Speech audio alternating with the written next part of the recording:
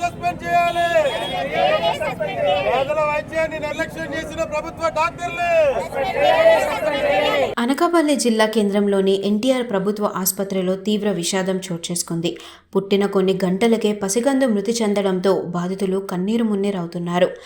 కసింకోట గవరపేటకు చెందిన వేగి శ్రీనివాసరావు తన భార్య తులసి ప్రసవం కోసం ఈ నెల 1వ తేదీన ఎన్టీఆర్ ఆసుపత్రిలో చేరారు. బాబు పుట్టిన సమయంలో ఆరోగ్యంగా ఉన్నాడని కుటుంబ సభ్యులకు తెలిపారు డాక్టర్లు. అయితే కొన్ని గంటలకే బాబు రంగు మారిపోయాడు. పచ్చకామెర్లు ఉన్నాయని క్యాజువాలిటీ నుండి డ్యూటీ డాక్టర్ వచ్చి చికిత్స అందించే ప్రయత్నం చేసినప్పటికీ ఫలితం లేకుండా పోయింది. స్పెషల్ వార్డులో కరెంటు లేక ఆక్సిజన్ లేకపోవడంతో బాలుడు మృతి చెందాడు.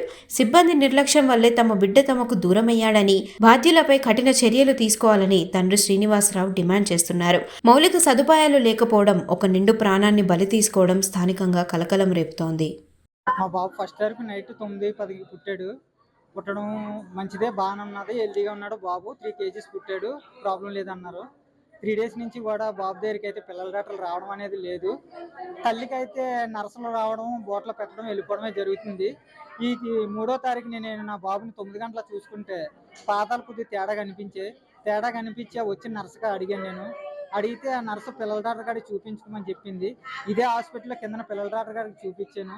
చూపిస్తే అలా అయితే ఎటువంటి ప్రాబ్లం లేదు, బాగానే ఉంది. 5వ రోజుకి మేము బ్లడ్ టెస్టులు చేస్తాం, అప్పుడే చెప్తాం అన్నారు.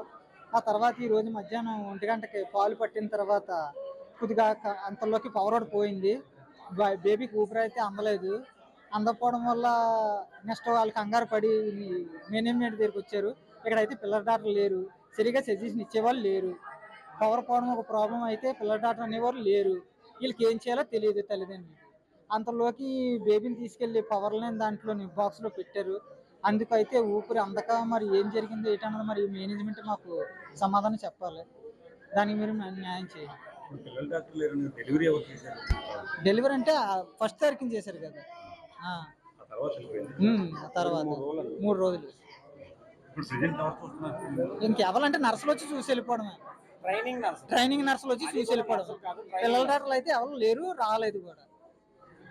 హాస్పిటల్ పవర్ కట్ కూడా ఉంది. ఈ ప్రాబ్లం జరిగిన తర్వాత 9 వరకు జరిగింది. ఏమీ రాలేదు, ఓన్లీ నర్సులు రావడం వెళ్ళిపోవడమే. పిల్లల డాక్టర్ అనేవారు లేరు, రాలేదు. తీసుకెళ్ళాం అంతే. బాబు తరపు తండ్రిని.